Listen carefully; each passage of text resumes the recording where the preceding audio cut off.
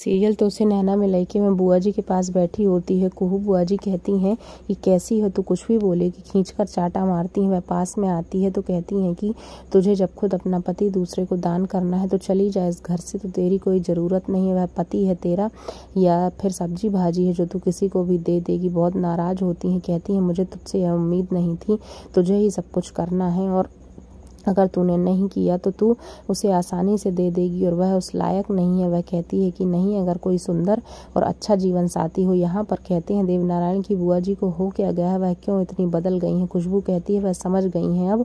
और यहाँ पर बुआ कहती हैं कि मुझे तुझसे ऐसी उम्मीद ही नहीं थी। वह बार बार पकड़ती है, कहती हैं संजीव से मुझे ले चल घर, और चली जाती हैं अंदर। यहाँ पर कुहू को छोड़कर अकेला कुहू सोचती है अब क्या करूँ। याद करती है बुआ जी की बातें और फिर तभी याद करती है कि मेरे कमरे में सोने के लिए बोल दिया है रिया को, क्या करूं मैं। तभी वहां पर आ जाती है खुशबू, कहती है मुझे तो कभी आश्चर्य नहीं होता अब तुम इस घर में रहोगी कैसे, क्योंकि तुमने तो सब कुछ हाँ कह दिया है रिया को अपने कमरे में सोने के लिए। वह दिन दूर नहीं कि तुम उस कमरे से बाहर निकल जाओगी और इस घर से भी। तभी कुहू कहती है कि नहीं, मैं उनकी पत्नी हूँ और उनके दिल पर भी अधिकार मेरा है और मैं यहीं रहूंगी और मैं जिंदा हूँ, मैं सबसे पहले अधिकारी हूँ यहाँ। अवधेश बहुत गुस्सा होता है, कहता है कि कुहू को समझ में नहीं आ रहा है और राजीव रिया के पास जाता जा रहा है। वह कह रहा है कि मैं कमरे में रहूँगा साथ में उसके, तब भी नहीं सुनती है। एक दिन समझ में आ जाएगा, वह शादी कर लेगा रिया से और कुहू अलग हो जाएगी। यहाँ पर संजीव कहता है आपने क्यों ऐसा किया कुहू के साथ, जबकि